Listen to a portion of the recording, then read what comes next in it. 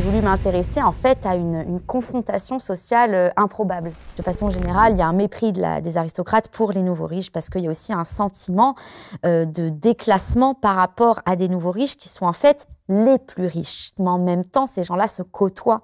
Et il y a des alliances en fait entre anciens riches et nouveaux riches. En fait, ils sont obligés de déléguer le travail domestique pour se reproduire en tant que classe sociale dominante. Et donc, la domesticité au service des grandes fortunes attire parce qu'il y a des très belles rétributions matérielles. Et donc, on a là, en fait, en quelque sorte, des riches qui servent les ultra-riches parfois. Donc, c'est ça qui m'a intriguée dans cette recherche et qui, en fait, du coup, fait complètement repenser du point de vue théorique ce qu'est la domination. Mais derrière ça, en fait, l'une des conditions de ces très gros avantages matériels, c'est le travail illimité.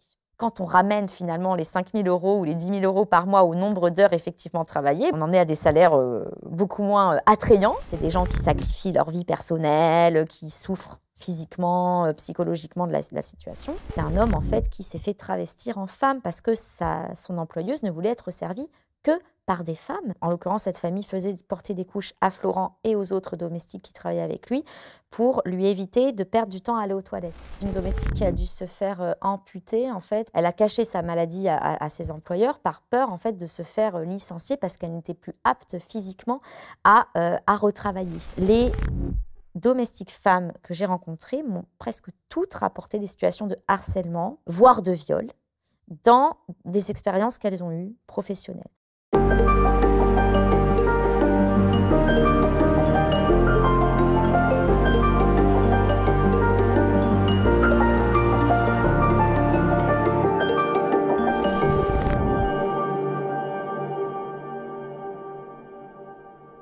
Alizée Delpierre, bonjour. Bonjour. Alors, je suis très heureux de vous recevoir sur la chaîne YouTube du Cité Lucide. Vous êtes sociologue, spécialiste des inégalités sociales, et vous venez de sortir un livre qui s'appelle « Servir les riches », qui est le résultat d'une enquête de plusieurs années que vous avez menée auprès de multimillionnaires et de leurs domestiques, en s'intéressant justement au rapport sur ces deux groupes sociaux, sur la domesticité. Alors, première question, finalement, pourquoi vous êtes-vous intéressé à ce sujet ? Alors, j'ai voulu m'intéresser à ce sujet pour plusieurs raisons. Alors, l'une de ces raisons, c'est que la domesticité, en fait, est un univers qu'on connaît très, très peu. Aujourd'hui, on parle beaucoup des services à la personne, donc de tous les emplois à temps partiel, de ménage, de garde d'enfants ou d'aide à domicile aux personnes âgées qui sont faits au domicile des employeurs. Et on oublie, en fait, qu'il existe aussi une autre forme de domesticité, qui est une domesticité à temps plein et qui, elle, est vraiment réservée à des gens très privilégiés, puisque elle requiert de payer, en fait, de donner un vrai salaire à temps plein à des gens, et donc ça suppose d'avoir un fort capital économique. Donc en fait, je me suis intéressée à cette niche, on va dire, de l'emploi domestique de façon générale, pour aussi renseigner les autres emplois faits à temps partiel. Donc me concentrer vraiment sur cette petite fenêtre d'étude de la domesticité chez les riches permet d'ouvrir une réflexion globale, plus large, sur une société aujourd'hui qui de plus en plus encourage le recours à des services domestiques et l'externalisation des services domestiques. Et puis j'ai voulu m'intéresser en fait à une confrontation sociale improbable, qui est celle des très riches, qui sont face en fait à des personnes... Le dernier de cordée habituellement, effectivement, qu'on présente. Exactement, qui sont en fait habituellement des gens qui travaillent à entretenir leurs frontières spatiales et sociales. Et il y a beaucoup de travaux en sociologie urbaine qui montrent à quel point les grandes fortunes vivent dans des entre-soi cloisonnés, par exemple dans Paris, dans des rues privées, dans des beaux quartiers qui sont éloignés des quartiers populaires. Et donc en fait, le seul endroit finalement où ils rencontrent des personnes qui ne sont pas de leur classe sociale, c'est leur domicile. C'est le lieu de l'intime, du secret, etc. Et donc, en fait, c'est une rencontre qui est étonnante. Et donc, c'est ça que je voulais renseigner dans ce livre. C'était comment est-ce que c'est possible, finalement, de vivre ensemble quand tout nous sépare, que ce soit d'un point de vue économique, culturel, ethnique, géographique, etc. C'est un espace où... est-ce qu'on peut, dans cet espace, voir une espèce de lutte des classes aussi, de façon un peu plus concrète et paradoxalement au domicile ? Alors, lutte des classes, je m'attendais peut-être à avoir un petit peu de lutte des classes un peu plus traditionnelle, c'est-à-dire que quand j'ai commencé mon enquête, j'avais lu tous les travaux qui parlent de tous ces métiers que j'évoquais tout à l'heure à temps partiel, qui montrent bien la difficulté de ces professions à être syndiquées et à faire valoir leurs droits, parce que ces professions très féminisées sont exercées dans les domiciles, à l'abri des regards, souvent des femmes issues des classes populaires qui travaillent seules chez leurs employeurs. Et donc, en fait, il n'y a pas d'espace propice à la conscience de classe et la lutte de classe. Et donc, je m'étais dit, chez les très riches, comme dans beaucoup de maisons, on a affaire à des domestiques qui travaillent en équipe. Et donc, on a affaire à des équipes de personnel de maison composées de 10 personnes, de 15 personnes, voire de 20 personnes. Peut-être qu'on aurait là des mouvements sociaux, en fait, à l'intérieur d'une maison. Alors, pas du tout. Je m'étais complètement trompée. Donc, en cela, il n'y a pas vraiment de mobilisation collective des domestiques vis-à-vis de leurs employeurs. Mais par contre, là où on peut parler d'une forme de lutte des classes, c'est que quand même, il y a des formes de résistance qui sont plus individuelles, qui sont plus discrètes et silencieuses de la part de domestiques qui, en fait, sont sujets à la domination sociale dans les interactions quotidiennes.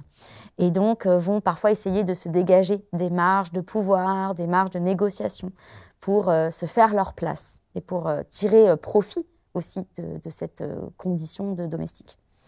Alors, comment vous avez mené cette enquête très concrètement, et est-ce que vous aviez un parti pris ou pas?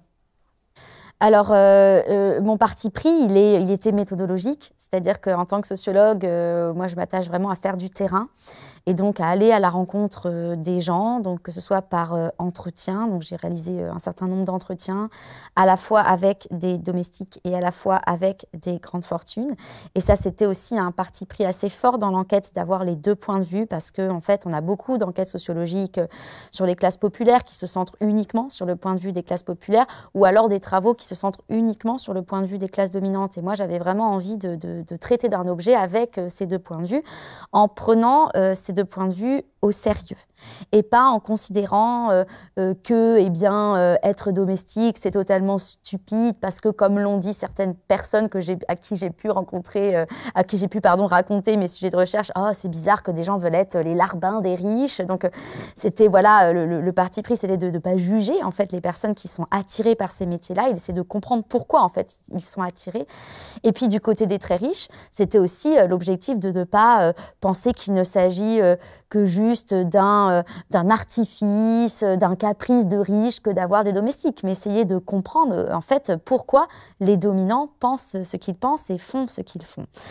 Donc ça, c'était vraiment mon parti pris, d'y aller de façon neutre, c'est peut-être un mot, mais de façon compréhensive. Voilà, ça c'est plus. C'est un travail scientifique quand même. C'est pas un pamphlet juste pour dire les riches, c'est méchant. Non, c'est de comprendre exactement. comment tout ça existe. Voilà, c'est ça. Et alors le titre Servir les riches peut penser que c'est quelque chose contre les riches, etc., comme on a pu me le dire par ailleurs, mais pas du tout en fait. C'est un livre de sociologie.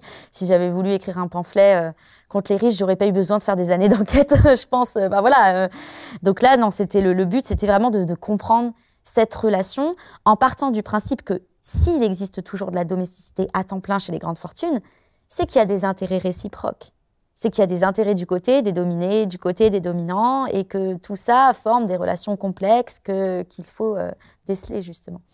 Vous êtes très modeste dans votre présentation, mais enfin, vous n'avez pas fait juste deux, trois rencontres et deux, trois témoignages. Vous avez été vous-même domestique pendant de longues périodes. Oui, voilà, j'ai ajouté à toute cette phase d'entretien une enquête un peu in situ, c'est-à-dire que j'ai rencontré des employeurs et des domestiques en étant moi-même employée chez deux familles très fortunées, l'une qui vit en France et l'autre qui vit entre Paris et Beijing, pour essayer de comprendre, alors pas pour m'enquêter moi-même, c'est pas très intéressant, mais pour essayer de plutôt renseigner justement le collectif de travail entre les employés de maison, qui était une chose à laquelle j'avais moins accès dans les entretiens. En fait, j'avais beaucoup plus des entretiens qui me donnaient des éléments d'information sur le rapport entre les employeurs et les employés, mais j'avais moins d'éléments sur les rapports entre employés. Et donc là, je me suis dit, ça serait pas mal que moi-même, en fait, je sois in situ dans ce collectif de travail, ce qui en fait renvoie à une démarche sociologique assez classique en sociologie du travail, où on a pas mal de sociologues, les premiers sociologues qui se sont intéressés par exemple à la condition ouvrière, se sont fait recruter eux-mêmes comme ouvriers, on les appelait les établis. Par contre, c'est assez rare de le faire au domicile, parce qu'en fait, enquêter au domicile, c'est compliqué. Pas parce qu'en fait, un sociologue qui passe une semaine dans une famille à les enquêter, ça se fait pas. Donc en fait, il faut trouver des moyens de pénétrer dans les familles. Alors, les entretiens donnent accès à l'intimité. J'ai fait beaucoup d'entretiens au domicile des gens. Et ça nous donne énormément d'éléments, en fait, rien que par le décor, que par l'immeuble, le type de logement, la taille, etc. Ça nous donne des informations sur la classe sociale de ces personnes, sur leurs activités. Mais je voulais aller au-delà, en fait, d'essayer d'enquêter sur ces relations quotidiennes en étant moi-même embauchée. Vous avez été embauchée pendant combien de temps? Quelle période? Alors, j'ai été embauchée au total pendant 1 an dans la première famille et pendant 4-5 mois dans l'autre famille. Et donc, c'était 1 an, mais à temps partiel. Donc, c'est là où mon statut était complètement différent. Je n'étais pas domestique à temps plein. Moi, j'intervenais en fait en fin de journée. J'allais chercher les enfants à l'école. Je contribuais à la préparation des repas pour la famille, du linge, du ménage. J'étais une nounou, quoi, la French nanny, en fait, voilà, qui était chargée des devoirs, notamment des enfants. Vous avez mené plus d'une centaine d'entretiens, donc c'est quand même un travail très, très, très dense. Comment vous avez fait pour justement rentrer, vous insérer dans ce milieu qui est très fermé? Pas facile, j'imagine, d'aller contacter des multimillionnaires ou leurs domestiques.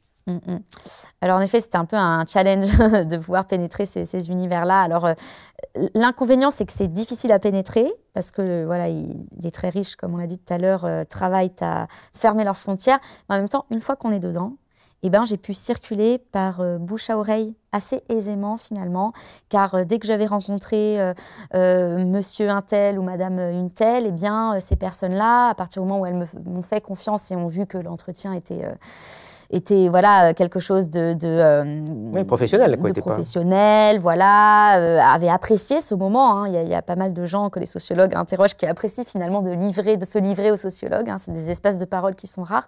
Et donc me conseiller à des amis, à des membres de la famille, à des voisins, etc. Et donc, pour franchir cette première barrière, avant d'avoir cet effet boule de neige, j'ai activé plusieurs contacts. Alors, comme j'ai fréquenté des grandes écoles parisiennes, j'avais des amis d'amis qui étaient eux-mêmes issus de familles aristocrates, alors désargentées, mais qui avaient gardé des liens avec des gens quand même beaucoup plus riches. Et donc, par ce bouche à oreille, j'ai pu avoir ces accès-là. Et puis, j'ai rencontré aussi l'ancienne directrice du Bottin Mondain, qui est c'est un répertoire, en fait, des gens bien nés en France et qui, elle, avait aidé par ailleurs Michel et Monique Pinson-Charlot à l'époque à pénétrer dans l'univers des aristocrates et qui, en fait, m'a fait confiance et m'a donné des numéros, des adresses mail de quelques personnes qui font partie du Jockey Club, donc qui est un des cercles aristocrates les plus élitistes de France, puisqu'il n'y a que 1200 personnes qui font partie du Jockey Club. Et donc, j'ai contacté ces personnes et ensuite, par effet boule de neige. Cette chaîne YouTube ne vit que grâce aux abonnements. Pour nous soutenir, vous pouvez vous abonner à notre site www.elucide.media. Vous aurez accès à de nombreux contenus exclusifs et vous permettrez en plus à notre média de se développer. On compte sur vous. On parle de riches, mais assez rapidement, dans votre livre, on voit que c'est une classe qui est un peu plus complexe que ce qu'on pourrait penser. Vous citez des exemples, en effet, des aristocrates, mais vous parlez aussi des ultra-riches, vous parlez aussi des nouveaux riches. Quels sont les différents types de riches, justement? Quelles sont les différences entre eux? Et justement, comme on parle du Jockey Club, c'est amusant parce que vous donnez un petit exemple de ce qui se passe au Jockey Club. Donc, ce serait intéressant aussi que vous nous expliquiez ça. C'est assez marquant, j'ai trouvé. Oui, alors en effet, riche, c'est un terme générique en fait pour désigner, dans le cadre de mon livre, des gens qui sont multimillionnaires. Mais ça veut tout et rien dire. C'est-à-dire que n'est pas riche cette personne de la même manière qu'une autre, et de la même manière que les classes populaires sont très stratifiées, et ben c'est la même chose chez les très riches. Alors moi, j'ai rencontré deux fractions en fait de ces grandes fortunes. La première, c'est ces deux fractions qui se distinguent par l'ancienneté de leur capital économique. Premièrement.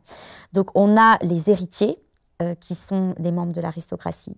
Donc, ils sont des gens, en fait, qui héritent du statut de multimillionnaire depuis des générations et des générations, et qui, par la même occasion, héritent de la domesticité. C'est-à-dire que c'est aussi des gens qui ont grandi dans des familles où on avait du personnel. Et donc ça crée forcément un rapport différent avec le personnel de maison que ces gens-là ont actuellement, puisqu'ils ont été précocement socialisés à être servis, en fait, et à donner des ordres, etc. Et donc, l'autre fraction, ce sont des gens qui n'ont pas hérité de leur richesse, mais qui l'ont acquise par le travail essentiellement, et par des professions très rémunératrices, de type PDG, marchand d'art, trader, grand banquier, ou alors chef de clinique privée, etc.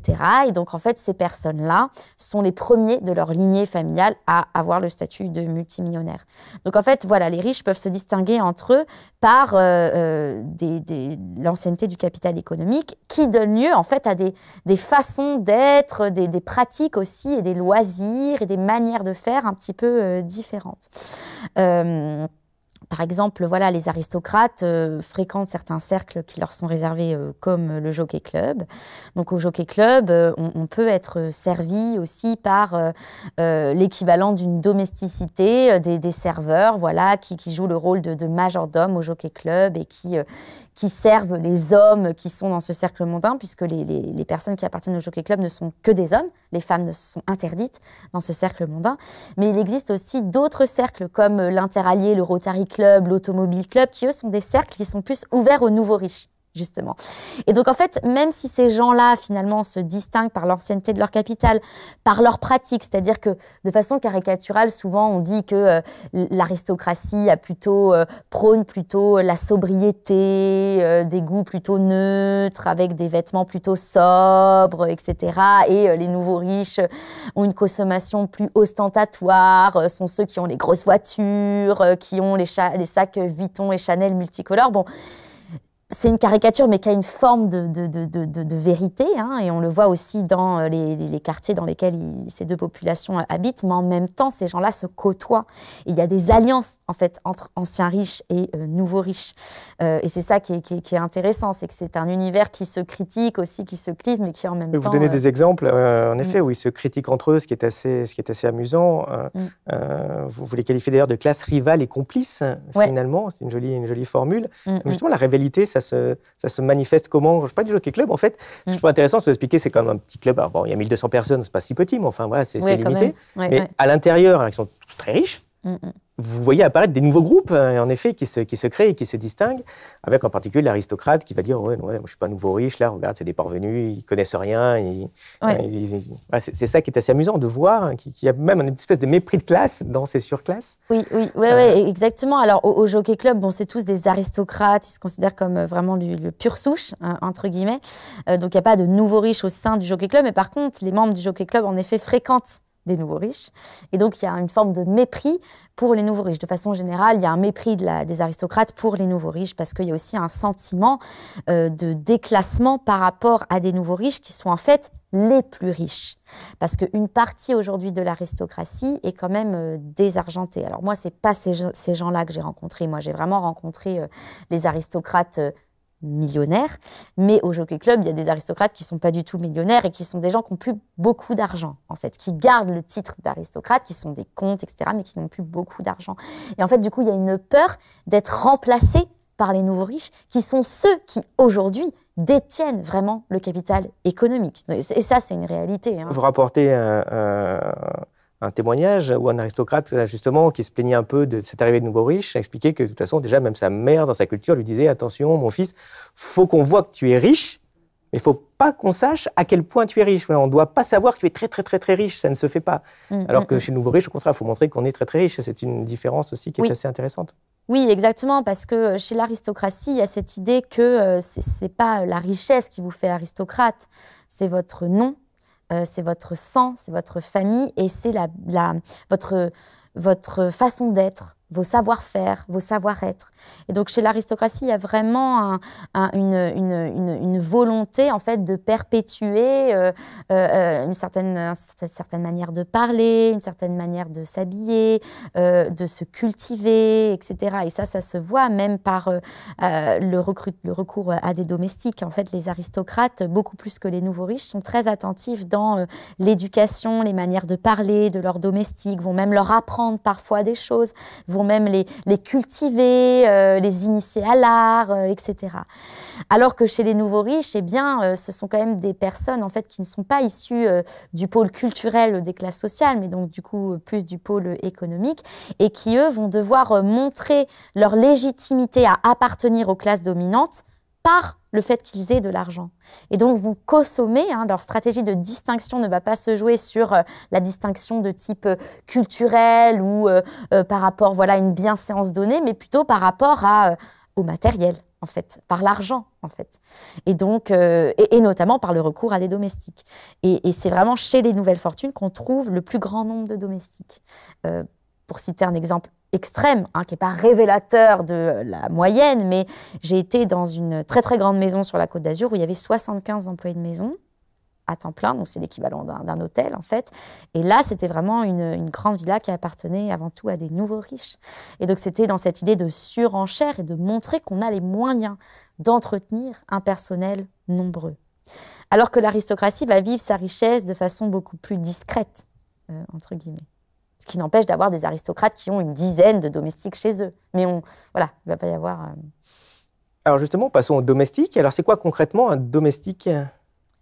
Alors, un domestique, alors le terme peut peut-être choquer. Il y a peut-être des gens qui vont se dire, mais c'est domestique, c'est choquant, parce qu'en fait, tout au long de l'histoire, et notamment en France, il y a eu un travail institutionnel qui a été fait pour ne plus parler de domestique, parce que ça renvoyait à un imaginaire d'une condition sociale misérable, qui a été très mise en scène par la littérature, par le théâtre, au cinéma, etc. Ça renvoie à des rapports de subalternité qui sont impensables, en fait, à l'heure actuelle.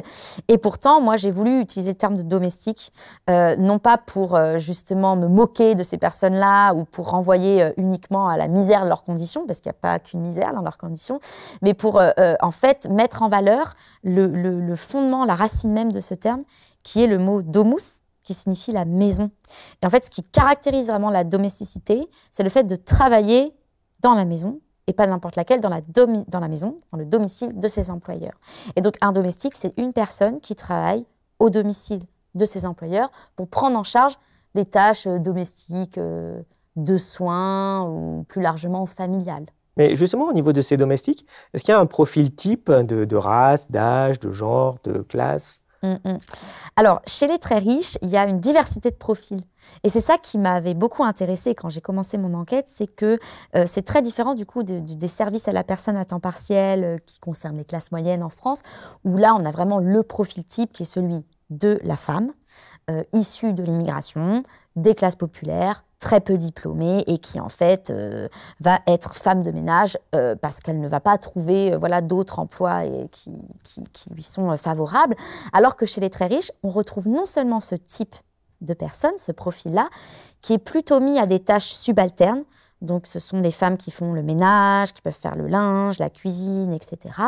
Et puis en fait, plus on monte en hiérarchie dans la domesticité ou plus on a affaire à des métiers spécialisés et plus ce profil va être diversifié. Et donc en fait, chez les très riches, on trouve aussi des hommes. On les trouve sur des fonctions dites masculines. En fait, on a toute une division sexuée du travail dans cet univers-là. Donc, les nounous ne sont pas des hommes, ce sont que des femmes. Les chauffeurs ne sont pas des femmes, ce sont que des hommes. Les chefs cuisiniers sont des hommes. Par contre, les commis de cuisine peuvent être des femmes et des hommes. Les majordomes sont des hommes. Les gouvernantes sont des femmes. Gouvernantes, c'est à peu près l'équivalent de majordome, mais elles sont quand même en dessous du majordome, parce qu'on a vraiment une hiérarchisation sexuée du travail, et les femmes sont toujours un peu moins payées que les hommes, même si elles ont des postes à peu près égaux, comme c'est le cas dans les autres secteurs professionnels. Et puis on a aussi d'autres profils qui est lié à la division raciale du travail.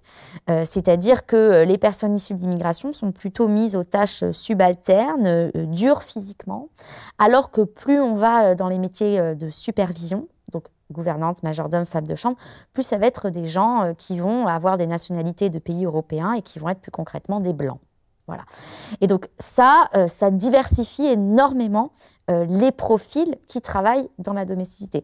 Et ce que j'ai trouvé très intéressant, c'est que justement, ces multimillionnaires, parce qu'ils ont de très hauts salaires, un patrimoine très important et donc un capital économique énorme, peuvent mettre à leur service tout un tas de gens. Pourquoi ? Parce que la main-d'œuvre blanche, masculine, et qui supervise les autres, se vend plus cher sur le marché que la main-d'œuvre immigrée, non blanche et subalterne. Et donc, en fait, il n'y a que les millionnaires qui peuvent s'acheter les services d'un majordome qui exige un salaire de 7 000 € par mois. Voilà. Alors que les classes moyennes ne pourraient pas se payer les services d'un majordome. Et donc, ne peuvent que se payer le service de la main-d'œuvre qui ne se vend pas cher, à savoir les femmes issues d'immigration qui font le ménage à temps partiel. Non, mais justement, vous donnez quelques caractéristiques aussi intéressantes en expliquant que j'essaie à chaque fois de trouver ce qu'ils appellent souvent la perle rare. Vous citez le cas de recherche, par exemple, d'une femme, d'une domestique, qui doit être agréable à regarder, mais sans attirer le regard, par exemple. C'est intéressant. C'est quoi ces caractéristiques qu'ils essaient de rechercher sur ces perles rares ?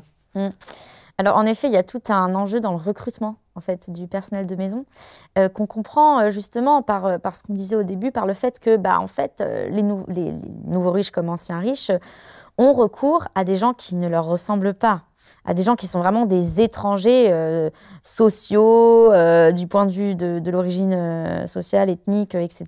Et donc, en fait, ils font très, très attention à qui pénètre leur domicile. Et ils ont peur, en fait, que les étrangers pénètrent leur domicile. Donc, il y a tout un travail de sélection de ce personnel. Et en fait, ce que j'ai pu remarquer, c'est que les caractéristiques intrinsèques des employés étaient le premier support de jugement des compétences de ces domestiques-là. C'est-à-dire, on ne juge pas la compétence des employés de maison sur un CV, parce qu'il n'y a pas de CV dans cet univers-là, en fait. On ne se vend pas avec un CV quand on est domestique. Mais par contre, le fait d'être une femme, d'être un homme, d'être noir, d'être blanc, d'être joli, d'être pas joli, d'être grand, d'être petit, est révélateur de potentielles compétences, qui sont beaucoup fondées aussi sur des stéréotypes. Et par exemple, vous parliez de la beauté, l'élégance, etc. Il y a une très grande attention qui est portée au corps des femmes qu'on recrute.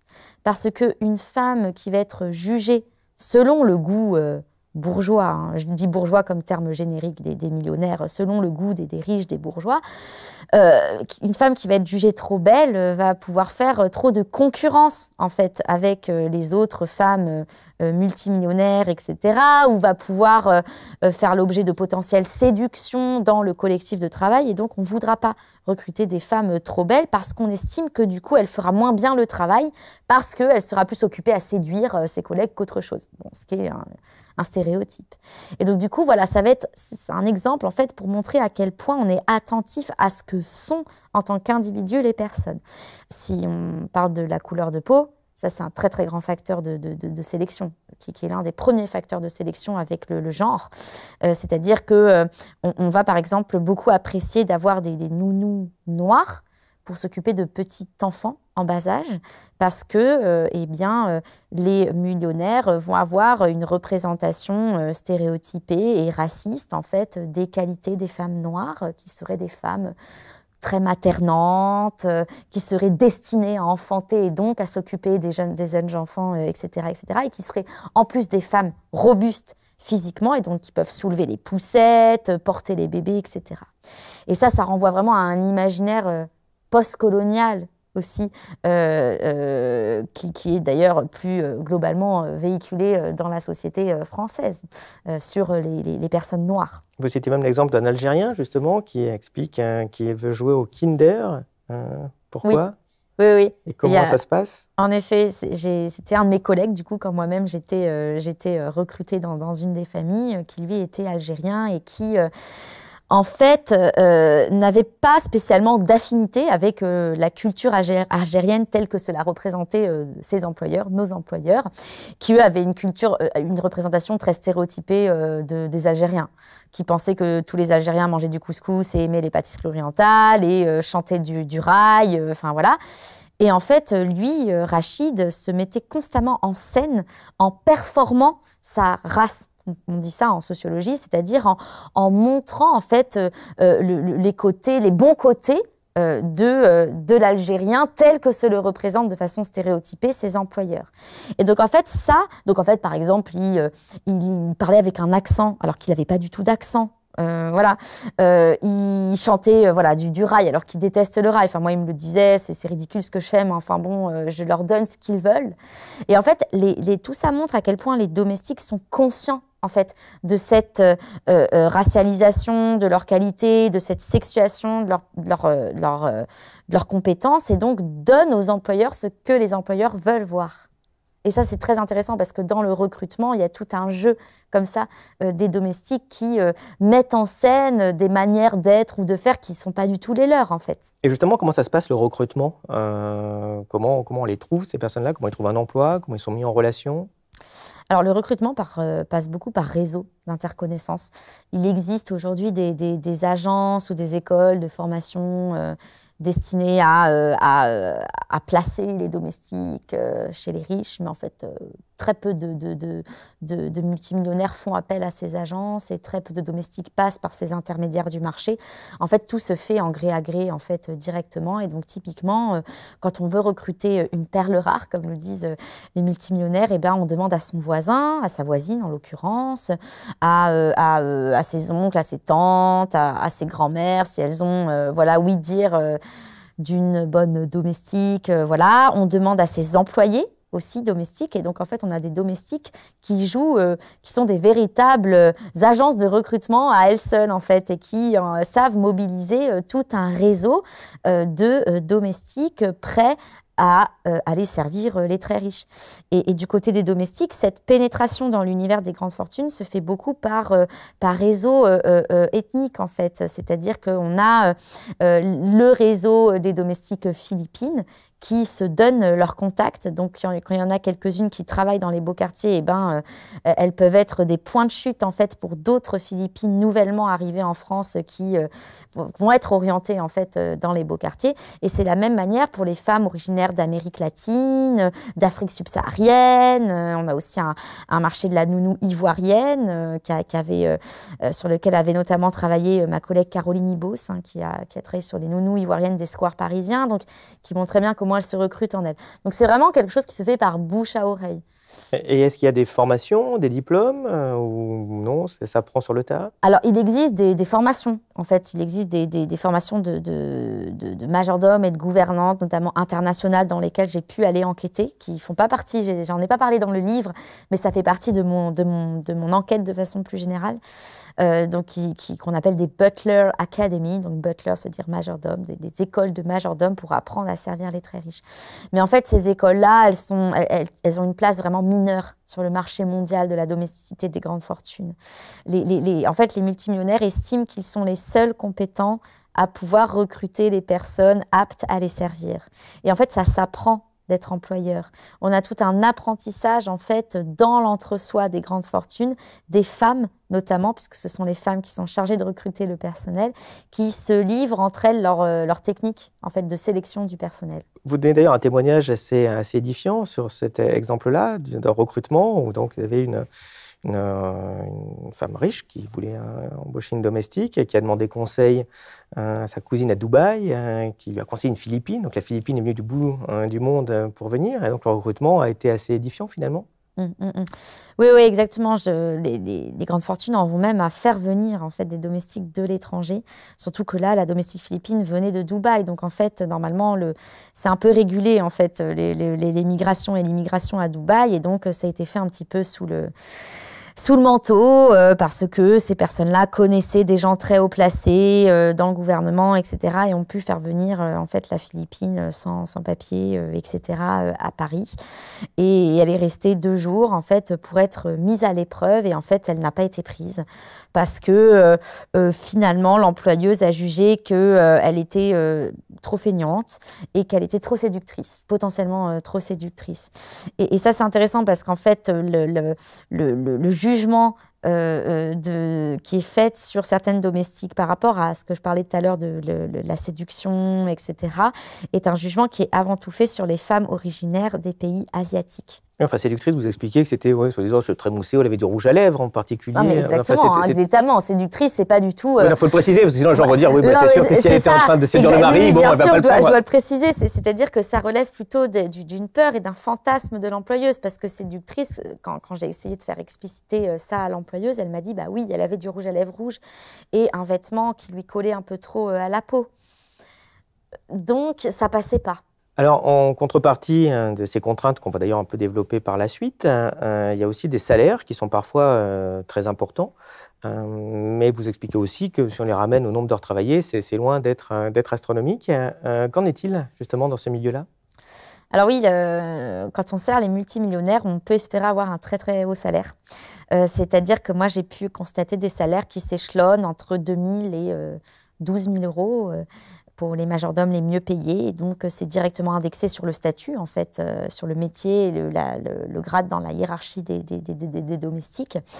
Et donc, la domesticité au service des grandes fortunes attire parce qu'il y a des très belles rétributions matérielles. Il peut y avoir des hauts salaires, il peut y avoir donc une possibilité d'ascension professionnelle qui est inédite. Quand on le compare au secteur des services à la personne lambda ou quand on le compare... Oui, parce qu'il y a une hiérarchie, en fait, aussi, et donc il y a des progressions de carrière, exactement, en fait. Exactement. Quand on est femme de ménage chez les classes moyennes, on ne peut pas évoluer. Alors que quand on est femme de ménage chez des riches, qui ont plusieurs domestiques, on peut évoluer, on peut finir gouvernante, et ça arrive. Et en fait, il y a des personnes qui sont issues des classes populaires, qui rentrent chez les très riches en étant femmes de ménage et qui deviennent, au bout de plusieurs années, gouvernantes, et dont le salaire augmente. Ce sont aussi des personnes, du coup, qui, en sus de cette ascension professionnelle et sociale, ont de très belles conditions de logement, parce que, bon, elles dorment, elles sont logées chez leurs employeurs, hein, les personnes que j'ai rencontrées, ça, il faut le préciser. Et donc, en fait, elles dorment dans des villas, dans des hôtels particuliers, dans les beaux quartiers parisiens. Elles sont nourries, elles sont blanchies, et elles sont nourries... Elles ne sont pas privées de finir les toasts au foie gras ou la pâtisserie, la part de gâteau de chez le nôtre qui traîne sur la table. Hein. Ce sont des gens qui en fait vivent une forme de richesse par procuration, mais pas que par procuration. Parce qu'en fait, quand on gagne 4 000 euros par mois, on fait partie des 10% des plus riches en France. Et donc, on a là, en fait, en quelque sorte, des riches qui servent les ultra-riches parfois. Donc, c'est ça qui m'a intriguée dans cette recherche et qui, en fait, du coup...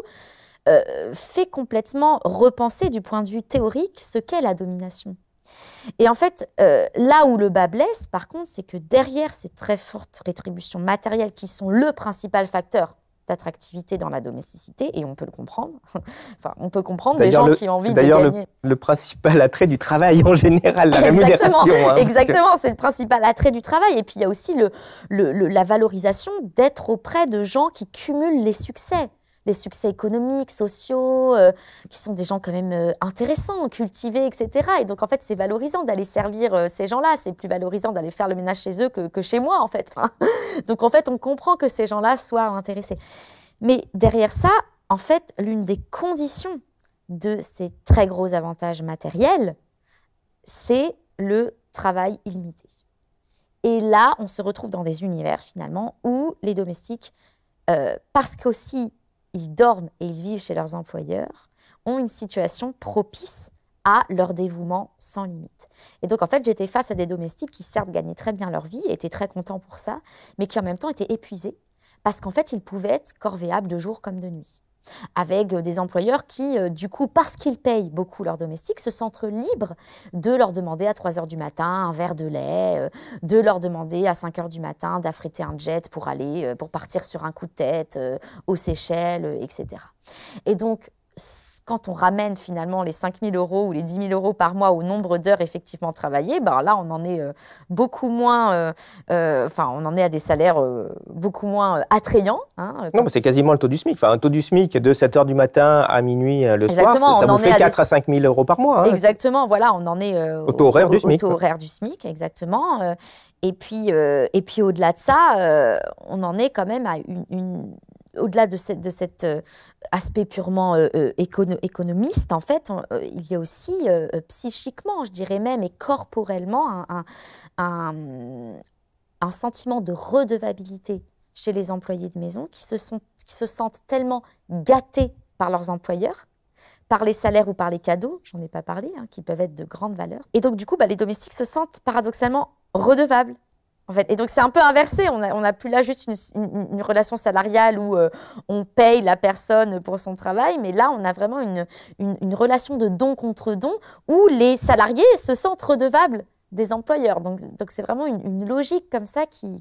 Mais en termes de dons, ce qui est intéressant, c'est que finalement, c'est des gens qui, à ce niveau d'engagement, quand on n'est plus sur 7 ou 8 heures par jour, donnent leur vie, en fait, parfois, pour ceux qui sont là, en effet, qui vivent chez l'employeur du matin jusqu'au soir, voire 7 jours sur 7. Oui.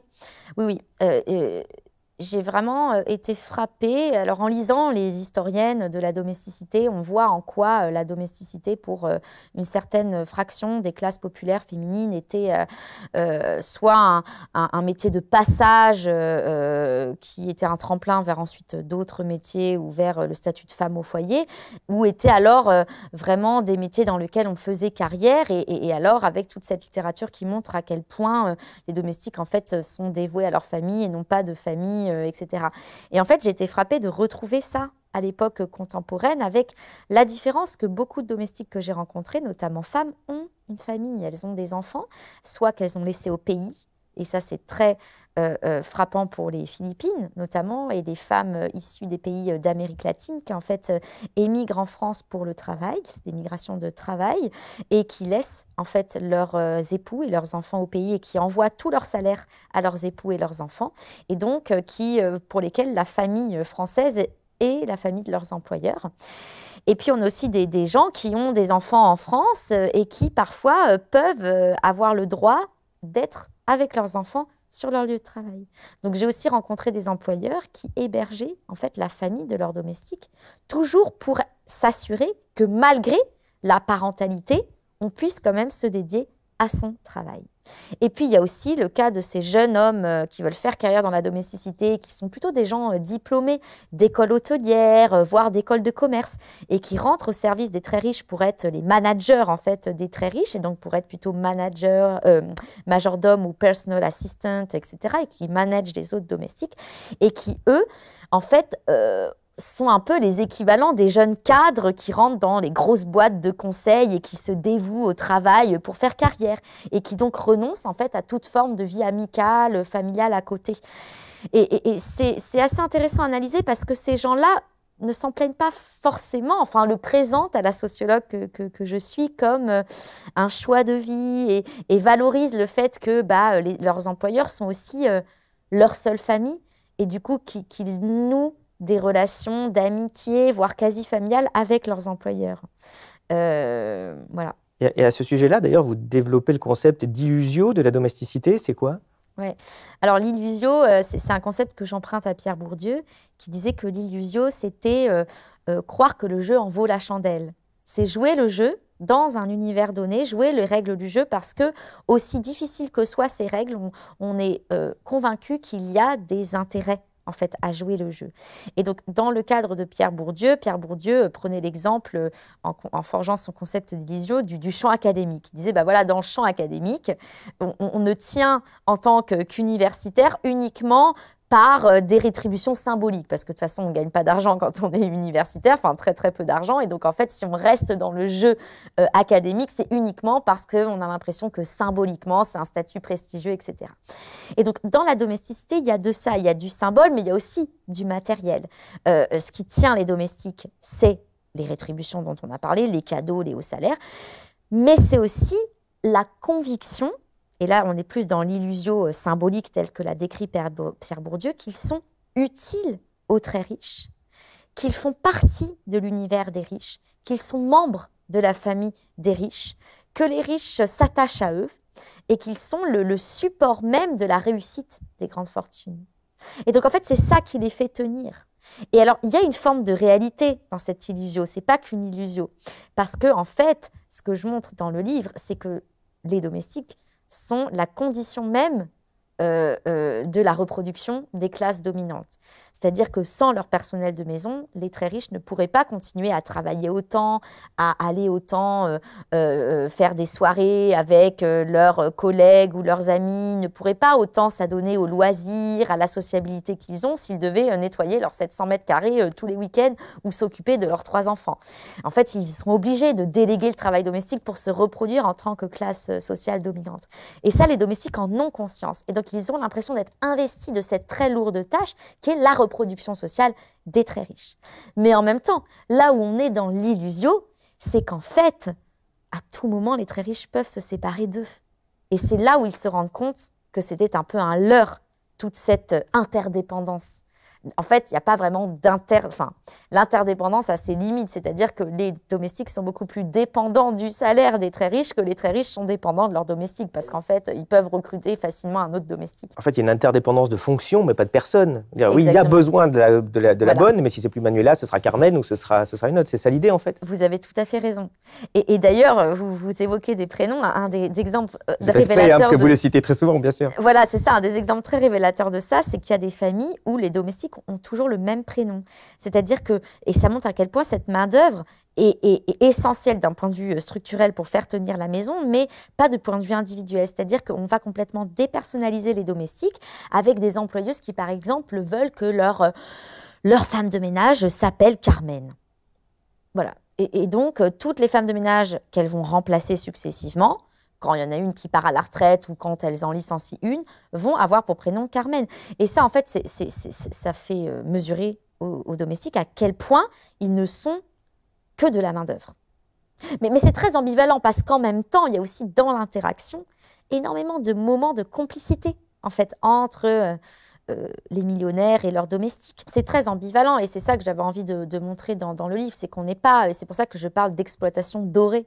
C'est un oxymore qui montre à quel point c'est ambivalent, c'est qu'à la fois, comme on l'a dit, les domestiques sont exploités parce que quand on rapporte le salaire mensuel au nombre d'heures travaillées, le taux horaire de leur travail est très faible et que par ailleurs, même si le taux horaire était un peu plus élevé, en fait, c'est des gens qui sacrifient leur vie personnelle, qui souffrent physiquement, psychologiquement de la situation. Mais en même temps, c'est des gens qui deviennent les amis des très riches pour certains, les confidents aussi. J'ai eu de très beaux entretiens avec des domestiques ou avec des employeuses qui m'expliquent à quel point, en fait, leur domestique était la seule personne à qui elles avaient confié leur misère de conditions, en fait, de femmes fortunées, qui est d'ailleurs une condition, quand on regarde cette condition-là du point de vue des classes dominantes, pas forcément toujours rose. En fait, c'est pas parce qu'on a de l'argent qu'on est heureux, ça on le sait, mais il y a beaucoup de femmes aristocrates qui font de leur domestique leur confidente. Et du coup, en fait, l'accès à l'intimité des employeurs change tout. On n'est pas là face à un employeur un peu fictif comme on peut l'être dans une usine, dans un hôtel où finalement la figure patronale peut être facilement vue comme une figure oppressante, etc. Parce que là, les domestiques ont accès à la vulnérabilité des très riches et donc sont beaucoup plus enclins à les comprendre et à les excuser. Et en fait, ça crée des moments où des employeurs peuvent être durs dans les propos qu'ils tiennent à leurs domestiques, peuvent piquer des colères, et tout ça est excusé, en fait, par les domestiques. De la même manière que dans les relations intrafamiliales, on est beaucoup plus compréhensif par rapport à la colère de notre conjointe ou de notre conjoint, de notre enfant, etc., parce qu'on sait pourquoi la personne se met en colère. Et là, c'est exactement la même chose qui se produit dans la domesticité. Et donc, il va y avoir toute une logique de compréhension qui va atténuer la domination sociale et qui va la rendre acceptable aussi, d'une certaine manière. Dans l'acceptabilité, vous rapportez aussi ce témoignage où souvent on vous dit « oui, mais moi, mes patrons me grandissent en fait. Et c'est rigolo parce que ce mot-là, c'est celui qu'on entend souvent en entreprise. Et aussi en entreprise, et chez l'entreprise, souvent, il faut faire grandir les salariés. Alors bon, à la base, ça part d'une gentille idée. On peut dire, voilà, je vais vous donner des compétences. Mais il y a aussi quelque chose aussi d'infantilisant sur ce côté-là. Comment ils le vivent, ça, les domestiques? Encore une fois, de façon aussi ambivalente. C'est-à-dire que beaucoup de domestiques sont très contents quand leurs employeurs leur apprennent des choses. Notamment pour les domestiques issus des classes populaires qui font preuve d'une bonne volonté culturelle, comme on dit en sociologie, qui concerne les classes populaires et moyennes qui ont envie d'apprendre par les livres, par l'école, etc., et de se cultiver notamment. Et donc en fait, j'ai rencontré des domestiques qui étaient très heureux d'avoir pu apprendre beaucoup de choses dans le domaine de l'art notamment, des langues aussi, qui accompagnent leurs patrons sur leur lieu de travail, dans des expositions et qui donc en fait sont redevables, se sentent redevables en fait de cet accès à la culture que leur ont permis leurs patrons, notamment issus de l'aristocratie. Mais il y a une reproduction aussi peut-être de la culture dominante, non? Parce que justement, ils essayent de dire, oui, je dois aimer ça parce que, si, finalement, le tableau carré noir, non, c'est vraiment joli, et c'est l'aboutissement de l'art. Exactement. J'étais bête, avant j'aimais bien les paysages, non, je n'ai rien compris. Exactement, et du côté des employeurs, c'est exactement ça, c'est une volonté en fait de faire adhérer au goût dominant. Parce que la culture légitime, de toute façon, c'est la culture des classes dominantes. Et donc là, ce qu'ils transmettent à leurs employés, c'est de la culture dominante. Et donc, c'est encore une fois un moyen aussi de légitimer une culture de classe, une culture dominante et de faire adhérer les domestiques à cette culture dominante.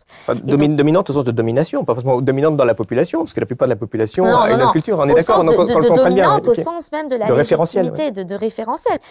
Et donc, le personnel en est content, ça c'est clair, hein, et me le disent, et en même temps, parfois se sent complètement dévalorisé par rapport à leur propre culture de classe ou leur culture par rapport à leurs origines aussi culturelles, à leur pays, etc.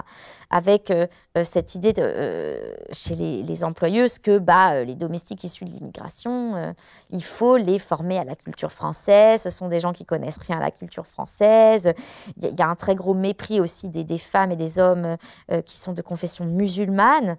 Alors souvent les employeuses ne veulent pas employer des musulmans, mais quand ils n'ont pas le choix parce que finalement d'autres compétences prônent la religion et font que les domestiques sont recrutés en dehors de leur religion, et il y a un mépris finalement des pays arabes, de la culture musulmane, enfin tout est mis dans le même sac finalement, et donc il y a un souci aussi de convertir en quelque sorte les domestiques à la culture chrétienne aussi, notamment catholique, voilà. Oui, vous donnez d'ailleurs un autre témoignage qui est très intéressant, parce que vous avez interrogé cette personne employeuse, justement, elle vous confiait presque naturellement des choses assez violentes, quoi, sur le fait de se séparer d'une jeune employée parce qu'elle n'allait pas rester. Pourquoi elle a fait ça et comment ça s'est passé?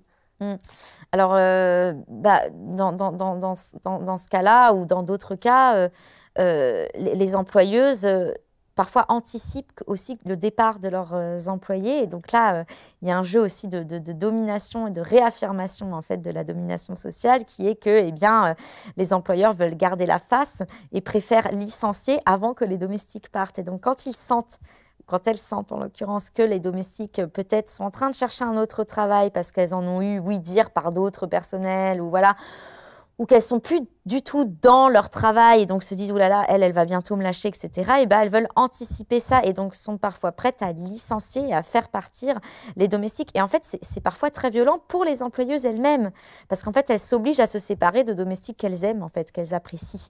Mais parce que en fait, elles préfèrent garder la face plutôt que d'être elles-mêmes rejetées par leurs domestiques. Elles préfèrent rejeter leurs domestiques. Et c'est une manière aussi de remettre de l'asymétrie dans une relation qui a des risques de symétrisation. Parce qu'en fait, parfois, quand des employeuses se considèrent comme trop proches de leurs domestiques, comme s'étant trop confiées à leurs domestiques, il peut y avoir une peur que la domination sociale s'inverse d'une certaine manière. Et donc, il y a toujours ces petites techniques pour redonner de la symétrie dans une relation qui, parce qu'elle est au domicile des très riches, peut potentiellement ne plus être aussi asymétrique qu'elle ne l'est. Ce qui est intéressant dans votre travail, c'est que, évidemment, vous allez creuser en tant que sociologue en profondeur ce qui se passe, quelle est la réalité aussi des riches, parce que c'est sûr, quand on lit, rapidement, on peut se dire, voilà, ils sont méchants, ils n'ont pas de cœur. Bon. en fait, vous allez beaucoup plus en profondeur, on essaie de comprendre ce qui se passe et vous expliquez aussi que quand ils ont cette volonté d'embaucher des domestiques, il y a aussi pour eux un sentiment d'obligation, quoi. Ils sont un peu obligés d'en avoir. Vous avez un peu expliqué tout à l'heure sur l'aspect temporel, mais il y a d'autres raisons aussi qui les poussent à avoir des domestiques. Oui, oui, alors il y a une raison matérielle, hein, comme on l'a dit, voilà, pour avoir le train de vie qu'ils ont, il faut avoir du personnel pour déléguer ces tâches domestiques. Et puis, il y a une raison aussi qui est plus distinctive, en fait. C'est-à-dire que quand on fait partie de ces univers très fortunés, il faut toujours maintenir son rang. Et donc, il faut montrer qu'on a de la richesse. C'est un univers qui fonctionne beaucoup sur des logiques de distinction vis-à-vis du montant de la fortune. Et donc, de la même manière qu'on va s'acheter la dernière Porsche, etc., et ben, on va dépenser une partie de son argent en personnel de maison. Et donc, ce n'est pas la même chose d'être une famille qui emploie 2 bonnes à tout faire que d'être une famille qui emploie 25 employés domestiques à temps plein. Là, tout de suite, vous montez en gamme et vous faites partie des plus riches des riches. En fait. Donc, dans la domesticité, il y a tout cet enjeu finalement de consommation ostentatoire aussi qui joue.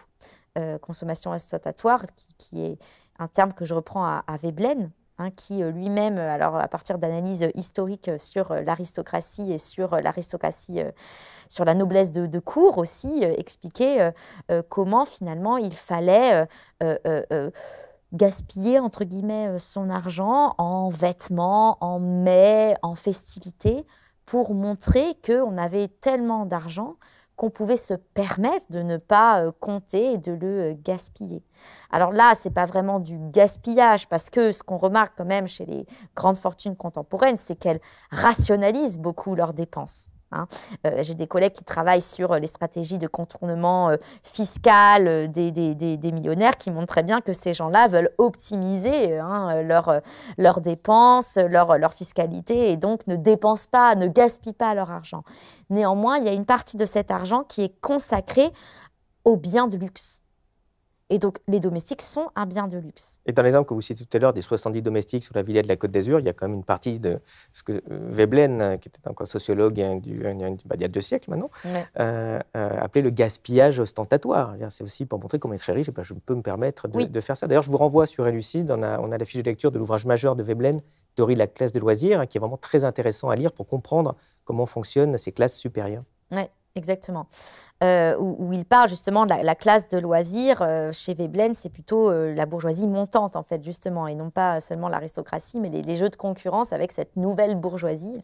À chaque époque, il y a des nouveaux riches, en fait. Hein, c'est ça qui est intéressant quand on lit aussi, quand on retrace l'histoire des grandes fortunes. Mais en effet, il y a cette dimension ostentatoire, et Veblen et d'autres parlaient de domesticité d'apparat. Ça montre très bien que la domesticité a aussi une fonction d'apparat.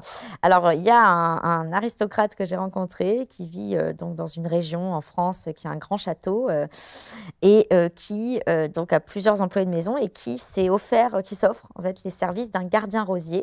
Donc, c'est lui-même qui a inventé la profession. Donc, les millionnaires ont aussi beaucoup d'imagination, peuvent inventer des métiers. Et donc là, le principe, quand on est gardien rosier chez cette personne-là, c'est qu'on est embauché uniquement pour s'occuper de la roseraie de cet aristocrate qui est un passionné, un féru de roses, qui connaît tout de la rose, et qui donc a embauché une personne qui se dédie aux roses, alors qui les taille, qui leur donne de l'engrais, etc., mais aussi qui leur chante des chansons et qui leur parle.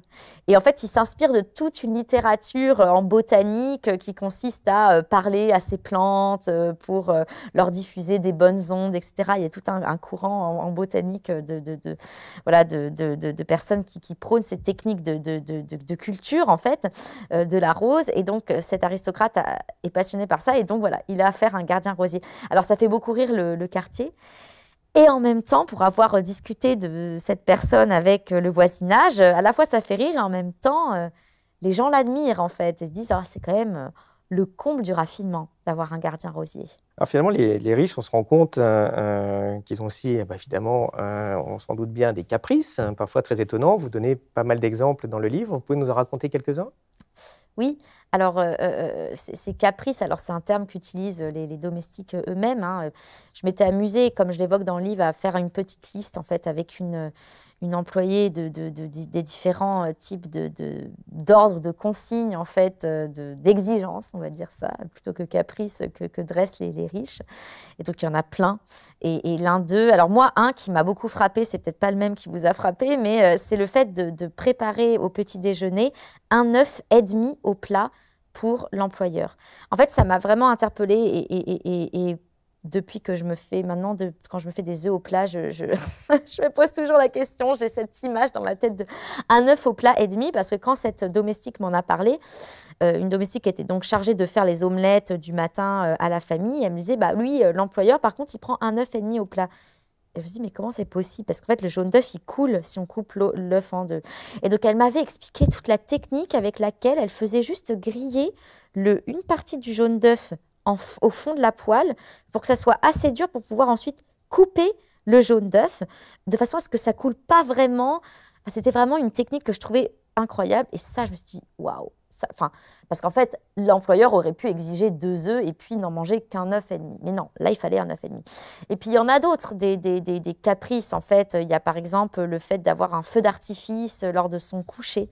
Voilà, j'ai été, et ça, c'est une employeuse qui me l'a dit, en fait, hein, elle était assez riche pour se payer un feu d'artifice tous les soirs, un petit feu d'artifice, dans sa cour, en fait, au-dessus d'un petit, c'est pas un lac, mais bon, d'un mini-lac, en fait, pour pouvoir s'endormir. Et donc, en fait, elle avait sa chambre qui donnait sur la cour et elle avait un feu d'artifice. Voilà. Il y a aussi d'autres, il y en a plein. Il y a aussi, par exemple, le fait d'exiger d'avoir une place à un concert de Johnny Hallyday à l'époque où il faisait des concerts, où il existait encore, en rang dans les loges VIP et d'obtenir cette place 1 heure avant le concert au Stade de France, alors même que le Stade de France est booké depuis des mois. Et donc là, d'où l'intérêt d'avoir un majordome qui a un énorme carnet d'adresses qu'il peut activer pour avoir cette place. Je peux en citer peut-être 2 parce qu'ils sont quand même jolis, mais comme je préfère avoir une citation complète. Se faire essuyer la bouche et les mains après chaque plat avec une serviette très blanche qui sent la lessive spécialement conçue pour les bébés. Ou une autre, se faire réveiller par une berceuse chantée par 2 domestiques. Voilà, c'est ce genre de choses qui sont assez étonnantes. Bon, alors ça, on est dans les caprices, qui peut faire à la rigueur un peu... parce qu'on peut rigoler, bon, sauf pour la personne. Mais le problème, c'est qu'on voit que ça peut basculer assez rapidement vers de la vraie humiliation, pour le coup. Oui. Vous donnez des exemples assez différents. Vous nous parlez celui des pinces à linge? Oui. Oui, j'ai failli l'aborder. En effet, alors, j'ai été confrontée à une scène quand moi-même, j'étais dans une villa, en fait, où j'avais un entretien avec la femme, l'employeuse, la maîtresse de maison. Et puis, quand on se balade dans le jardin, en fait, il y avait une de ces domestiques qui était en train de mettre le linge, enfin, d'étendre le linge. Il faisait beau, hein, donc voilà, dehors. Et puis, elle s'est fait réprimander par l'employeuse, donc par la personne que j'étais venue interroger, parce que les passes à linge n'étaient pas vertes et donc n'allaient pas avec la couleur du gazon. Et donc, l'employeuse était en furie et retournait ensuite se servir un verre d'eau en furie à la cuisine en disant que ce n'était pas normal qu'il n'y ait pas de passe à linge assorti à la pelouse de son jardin. Donc ça peut être, c'est très humiliant et j'ai senti sur le regard de la domestique un peu une forme d'humiliation. Et même pour moi, en fait, c'était très violent parce que je ne pouvais rien dire, etc. Et donc des formes, voilà, des caprices qui peuvent conduire à l'humiliation sont fréquents. Et puis même le fait de chanter une berceuse en fait à son employeur, là pour le coup c'est des domestiques que j'ai rencontrés qui me l'ont raconté, aujourd'hui ils en rient, mais la première fois qu'on leur a demandé ça, ils se sont dit mais en fait on n'est pas chanteur, enfin c'est compliqué pour nous, c'est difficile, enfin voilà, ça c'était humiliant. Et puis on peut avoir aussi des choses qui basculent là complètement dans non pas l'exploitation dorée mais dans l'exploitation. Avec peut-être cet exemple, je ne sais pas si vous voulez l'évoquer, mais de ce domestique qui a été travesti en femme par son employeuse. Hein. Alors, c'est un cas certes minoritaire. Je n'ai pas rencontré d'autres domestiques qui ont été travestis, soit en homme, soit en femme. Mais pour le coup, j'ai rencontré Florent. Hein, j'ai eu de très longues conversations avec lui et on est restés amis, en fait, en contact. C'est un homme, en fait, qui s'est fait travestir en femme parce que son employeuse ne voulait être servie que par des femmes, mais a recruté un homme parce que Florent était particulièrement grand et donc elle voulait quelqu'un de costaud physiquement, de grand, qui puisse faire des tâches un peu dures de jardinage, etc. Et donc là, alors moi, ce n'est plus de mon domaine, on relève sans doute d'un cas aussi psychiatrique, je ne sais pas, sur ce fantasme de travestir un homme en tant que femme. Mais il n'y avait pas que ça aussi dans cet exemple. Voilà, il n'y a pas que ça, hein. Il y a le fait de lui faire porter des couches aussi. Oui, ce qui est un peu hallucinant. Ce qui est hallucinant et ce qui est plus courant, pour le coup, hein, parce que, voilà, en l'occurrence, cette famille faisait porter des couches à Florent et aux autres domestiques qui travaillaient avec lui pour lui éviter de perdre du temps à aller aux toilettes. Et ça, c'est quelque chose que j'ai pu rencontrer dans d'autres familles. En fait, d'autres domestiques m'ont raconté qu'on portait des couches pour gagner du temps, en fait, et pour ne pas aller aux toilettes. Et c'est quelque chose. C'était même dans le contrat de travail, Ouais. avec une sanction s'il ne le faisait pas, des 400 €. Hein, ouais, donc chez Florent, c'est dans le contrat de travail. S'il refuse de porter des couches, c'est 400 € qui lui sont retirés de son contrat de travail. Donc là, ça montre bien aussi, du point de vue du droit, à quel point les contrats de travail, quand ils existent, parce que ça n'existe pas toujours, ne sont pas légaux. En fait, c'est illégal. Et donc, pour avoir une interprétation plus sociologique d'un phénomène qu'on peut facilement analyser sous le regard psychologique, etc., c'est aussi une manière, encore une fois, pour les classes dominantes, de rendre acceptable une forme de domination inacceptable. Par exemple, sur le travestissement, j'ai relié ce cas-là à, plus globalement, une peur ou une réticence qu'il y a chez les femmes issues des grandes fortunes de diriger d'autres hommes. En fait, ça les met mal à l'aise parce qu'elles évoluent quand même, hein, il faut le dire, dans des univers très patriarcaux, où il y a vraiment une division sexuée du travail et de la capacité à donner des ordres, à diriger. Et donc, les femmes dans ces univers-là ne sont pas des femmes qui vont avoir le droit de diriger leurs époux, entre guillemets, ou de diriger d'autres hommes. Et donc là, elles se trouvent face à du personnel masculin qu'elles doivent diriger. Et donc, une manière de rendre plus acceptable ce renversement, finalement sexuée de l'autorité, c'est de déjà se faire croire que le personnel de maison masculin est homosexuel. Ça, c'est un discours que j'ai eu tout le temps. Voilà. Beaucoup de femmes me disent « Oh, lui, de toute façon, il est homosexuel. » Donc, ce n'est pas une manière déjà de neutraliser de potentielles relations de séduction entre les employeuses et leurs domestiques hommes. Et c'est une manière aussi de rendre plus légitime leur statut de femme qui peuvent légitimement, en fait, donner des ordres à des hommes.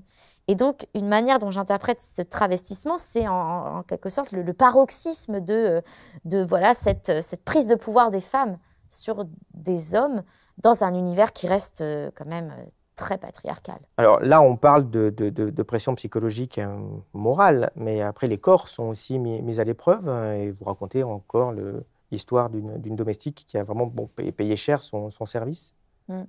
Oui, d'une domestique qui a dû se faire amputer, en fait, parce que, à force de ne pas oser dire à ses employeurs qu'elle allait mal, qu'elle avait un gros problème physique, notamment, elle a eu aussi un cancer, etc. Enfin, voilà, elle a caché sa maladie à ses employeurs par peur, en fait, de se faire licencier parce qu'elle n'était plus apte physiquement à retravailler. Et donc ça, c'est un exemple assez frappant de la manière dont certains domestiques peuvent mettre leur santé en danger, en fait, sous prétexte de servir à tout prix leurs employeurs et de ne jamais prendre de repos, parce que le repos est quand même assez rare, en fait, dans ces univers-là. Il y a l'interdiction d'être malade aussi, finalement. Voilà, exactement, l'interdiction d'être malade, parce qu'être malade, ça veut dire être moins performant au travail. Alors, il y a certaines familles, quand même, d'employeurs où on est très attentif, quand même, à l'état de santé de son personnel, pour justement que le personnel reste en service et ne soit jamais en arrêt maladie, entre guillemets. Et donc, on a des employeurs qui, dès qu'un domestique ou une domestique va être malade, va se mobiliser pour faire appel au plus grand professeur qui travaille dans un très grand hôpital ou une clinique privée parisienne et va lui envoyer son domestique en urgence pour que le domestique ou la domestique soit remise sur pied du jour au lendemain. Mais en fait, même cette pratique-là, parfois, vise à euphémiser en fait, des maladies aussi très, très graves et qui sont en fait factrices d'inaptitude au travail ou d'amputation, ou j'ai même connu une domestique qui avait fini en fauteuil roulant, en fait, parce qu'elle avait une maladie dégénérative, en fait, et elle devait, en fait, normalement, avec cette maladie, travailler à mi-temps. Sauf que, en fait, en étant gouvernante, c'est inconcevable, mi-temps. On ne peut plus être gouvernante et elle ne voulait pas travailler moins au risque d'avoir un salaire moindre. Elle voulait maintenir son niveau de vie. Donc, elle a fini en fauteuil roulant. Ouais, parce que vous l'avez dit rapidement, mais aussi, il n'y a pas de droit au repos, en tout cas que c'est mal vu. On ne veut pas payer la gouvernante pour rien ou la domestique pour rien. Quelque chose aussi, ça qui est très fréquent. Et vous donnez d'ailleurs même l'exemple, vous parlez de l'histoire des caméras. Oui, alors il y a du droit au repos, hein. Il y a quand même, les domestiques peuvent avoir des jours chômés, etc. Mais en fait, ils font l'objet de négociations en fait, constantes. C'est-à-dire que si on a prévu de laisser le dimanche à sa domestique, mais que finalement, ce dimanche-là, la fille aînée de la maison veut faire un goûter d'anniversaire et qu'on a besoin de la domestique, on va demander à la domestique de travailler ce dimanche. Et donc au final, pendant 2 mois, on peut ne pas avoir eu un seul jour de repos. Donc ça, voilà, le repos est toujours l'objet de négociations et n'est jamais acquis. Et c'est ça qui est compliqué, hein, en termes ensuite de droit du travail. Du coup, ça dépasse complètement les frontières de ce droit du travail. Et puis, alors ça, c'est très marqué chez les nouvelles fortunes. Il n'y a pas beaucoup de caméras chez l'aristocratie, etc. C'est pas dans leur... et ça rejoint aussi leur forme de bienséance. En fait, ils estiment que non, la caméra, c'est pas possible quand même. On va pas aller jusqu'à mettre des caméras. Par contre, chez les nouvelles fortunes, il y a sans répit des caméras, hein, dans les grandes villas qui sont absolument immenses. Et les caméras servent en fait à dissuader les domestiques de ne pas travailler, de ne pas assez travailler, de voler surtout. Hein, parce qu'il faut quand même avoir conscience qu'on est dans des maisons où il y a des objets très chers. Et donc, l'une des peurs, par ailleurs qu'on pourrait dire légitimes, hein, des employeurs, c'est de se faire voler. Et donc, en fait, les caméras sont là pour dissuader les employés du vol. Sauf que, alors parfois, les employeurs le disent aux employés qu'il y a des caméras de surveillance. Donc, les employés sont au courant. Mais alors, paradoxalement, les caméras sont quand même assez peu regardées. En fait, les vidéos enregistrées ne sont pas regardées par les employeurs. Donc, c'est vraiment un outil de dissuasion plutôt qu'un outil réel de contrôle, en fait, de la main-d'œuvre. Et puis, il y a dans des maisons dans lesquelles on ne dit pas s'il y a des caméras. Et ça, c'est très malaisant. Moi, je me suis retrouvée en fait à travailler donc, dans la deuxième famille que j'ai servie. Je ne savais pas qu'il y avait des caméras. Et c'est mes collègues qui, au bout de plusieurs jours, m'ont dit « Tu sais qu'il y a des caméras dans la maison ». Alors, en l'occurrence, je ne comptais pas voler quoi que ce soit, mais je me suis mise à avoir peur qu'il y ait des caméras dans les toilettes, ou des endroits comme ça, en fait. Et les domestiques m'ont aussi fait part de cette peur qu'il y ait des caméras dans leurs propres espaces intimes. Donc, voilà. Et donc, les domestiques... Parce qu'en plus, ils se doutent qu'il y a une caméra, mais ils ne sont pas sûrs non plus, donc vous ne savez pas trop. Vous êtes finalement dans une peur permanente dans tous les endroits, quoi. Exactement. Et c'est une pression, en fait, énorme, parce que face à la caméra, c'est pas seulement se dire « Ah, du coup, je ne dois pas voler », parce que, bon... C'est quand même rare que les domestiques aient pour projet de voler. C'est plus de l'ordre d'un fantasme d'employeurs qui imaginent que les classes populaires veulent absolument voler. Mais c'est pas... Alors, en général, les domestiques qui rentrent chez les très riches ont très bien conscience qu'ils n'ont aucun intérêt à voler et qu'ils se feraient prendre très vite la main dans le sac. Mais c'est plutôt une peur de se dire, mais en fait, là, je sais pas, si je suis en train de passer l'aspirateur et que je me gratte le nez, tout le monde me voit à la caméra. Enfin, c'est des choses en fait comme ça. Et donc oui, la caméra est un objet de dissuasion du coup de beaucoup de choses. Dans les beaucoup de choses, il y a le vol, mais vous donnez aussi des exemples. Alors, certes, ils ne sont peut-être pas tous généralisés, mais c'est aussi des employeurs qui ont peur d'amourette entre les employés, donc qui s'est fait licencier pour ça. C'est aussi très, très fort, en fait, cet aspect sentimentaux. Ouais. Il y a un refus de côté employeur que leurs employés tombent amoureux ou aient des relations sexuelles entre eux ou des relations de séduction. Pourquoi ? Parce que ça peut nuire en fait au collectif de travail et donc à l'efficacité en fait du travail. C'est l'une des principales raisons. Alors il y a des employeurs qui recrutent des couples de domestiques mais qui sont déjà en couple en fait et donc qui fonctionnent par ailleurs très bien en couple, etc. Et donc la caméra peut être aussi là en fait pour dissuader d'éventuels jeux de séduction, des moments où on peut s'embrasser en cachette, etc. Et donc, en effet, j'ai rencontré une domestique notamment, mais plusieurs même qui se sont fait licencier parce qu'on est soupçonné de séduire un collègue ou une collègue ou qu'on a vu en fait en train d'embrasser un collègue ou de caresser une épaule ou voilà. Ça, c'est quelque chose que les grandes fortunes ne veulent pas. Ils ne veulent pas aussi du côté des femmes qui sont chargées de quand même superviser leurs domestiques. C'est pour elles ressenti comme une charge mentale quand même très lourde. Et donc, le fait de devoir ensuite gérer de potentiels conflits liés à des relations de séduction, c'est quelque chose qu'elles ne veulent pas avoir. Dans votre livre aussi, vous détaillez des discussions que vous avez eues à propos des agressions. Qu'est-ce qui se passe sur les femmes domestiques en particulier? Est-ce qu'on vous a souvent rapporté ce genre de problème ou ce genre de peur? Est-ce que c'est fréquent? Alors, le harcèlement sexuel dans la domesticité est fréquent, mais comme il est fréquent ailleurs dans la société. Je pense que là, les mouvements récents militants, on peut quand même montrer que c'est pas... voilà. En revanche, il est sans doute, le domicile, encore une fois, est un lieu où la pente est plus particulièrement glissante dans des formes de harcèlement sexuel, même rapproché, vu qu'on se situe dans un univers à l'abri des regards, de l'espace public, un univers connoté par l'intime, etc. Et donc plus propice au dérapage, sans doute, que dans d'autres univers professionnels où il y a moins de contrôle social extérieur.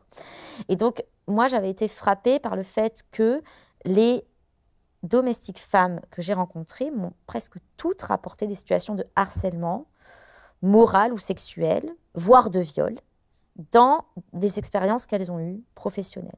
Soit par l'époux, soit par le fils, soit par... donc ça renvoie à tout ce qu'on lit dans l'histoire aussi des domestiques, dans la littérature, etc. Soit par d'autres collègues masculins. Voilà, comme il peut y avoir lieu au travail, dans d'autres collectifs de travail. Et en fait, il y a une forme c'est pas qu'il y a une acceptabilité, c'est pas que ces domestiques-là disent que c'est normal, etc. Mais il y a une forme de, finalement, résignation face à ce qui est un risque potentiel qu'on peut avoir quand on se fait recruter en tant qu'employé domestique dans les domiciles. Le risque d'être sujette à du harcèlement. Et qu'il faut donc essayer de l'éviter, l'anticiper. Et donc, ça renvoie à tout à l'heure ce qu'on disait, ne pas s'habiller de manière provocante, parce qu'il y a toute cette logique que si on est habillé de manière provocante, forcément, on va attirer les regards des hommes. Il y a cette idée d'essayer d'éviter le regard parfois des patrons, quand on sent qu'un patron est un petit peu... à la limite du harcèlement. Il y a aussi le fait de se protéger dans les collectifs de femmes aussi de travail. C'est des choses qui se disent aussi de plus en plus entre les femmes employées. Donc c'est quelque chose qui peut arriver et qui arrive. Oui. Mais néanmoins, là où il faut Elles pas... doivent subir l'impudeur aussi parfois, vous le détaillez, ouais. ça? Oui, exactement. Elles peuvent subir l'impudeur et ça, c'est aussi quelque chose à laquelle on peut s'attendre moins, à l'impudeur de leur patron qui, pour le coup, ne harcèlent pas sexuellement leurs domestiques, mais eux-mêmes peuvent choquer leurs employés de maison en se montrant nus devant elles ou ils, parce qu'ils sortent de leur salle de bain nus. Mais vous rapportez d'ailleurs l'exemple de Dominique Strauss-Kahn en disant que oui, pour les domestiques, ils trouvaient ça, comment dire, ils n'ont pas été surprises en disant oui, c'est sûr, ils n'ont pas beaucoup douté si c'était vrai ou pas, de ce genre de choses. Exactement. Enfin, l'exemple de cette gouvernante d'hôtel qui se fait harceler par Dominique Strauss-Kahn, les domestiques se disent ah bah oui, un exemple parmi d'autres, quoi. Pour elles, ça les choquait pas. Voilà, elles ont conscience aussi que le privilège de classe donne un privilège de sexe, en fait, d'avoir des relations sexuelles non consenties, etc. Ça, elles en sont très conscientes.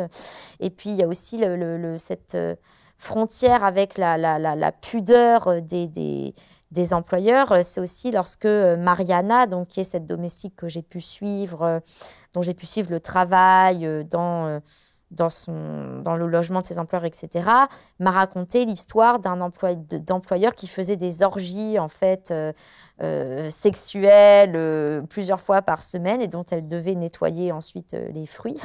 Et il y a un soir, en fait, un matin plutôt, où elle voit le sol jonché de préservatifs usagés. Et donc ça, pour elle, ça a été vraiment les limites justement de l'impudeur de ses employeurs. Est-ce que la loi pourrait mieux les protéger ? Alors oui, parce que même dans les textes de loi, on voit que les services domestiques, alors qu'ils soient à temps plein ou à temps partiel, sont peu protégés. En fait, c'est un secteur qui, depuis les années 90-2000, est extrêmement régulé par l'État. C'est-à-dire que l'État encourage les gens à déléguer leurs tâches domestiques en recourant à des travailleurs qui sont par ailleurs très, très, très mal payés. Et donc, c'est régi, ce secteur-là, par des conventions collectives, notamment du particulier employeur, qui sont des conventions collectives qui relèvent d'un droit de type dérogatoire dérogatoire qui est différent du droit du travail qui s'applique aux autres salariés par ailleurs. Et ce droit de type dérogatoire, quand on lit les conventions collectives, valorisent la flexibilité du travail. Et donc, quand on lit même les conventions collectives, c'est inscrit dans le droit que c'est censé être un travail flexible qui arrange avant tout les employeurs. Donc, même le droit ne protège pas bien les employés de maison, comme les femmes de ménage à temps partiel ou les aides à domicile, c'est les mêmes conventions qui régissent ça.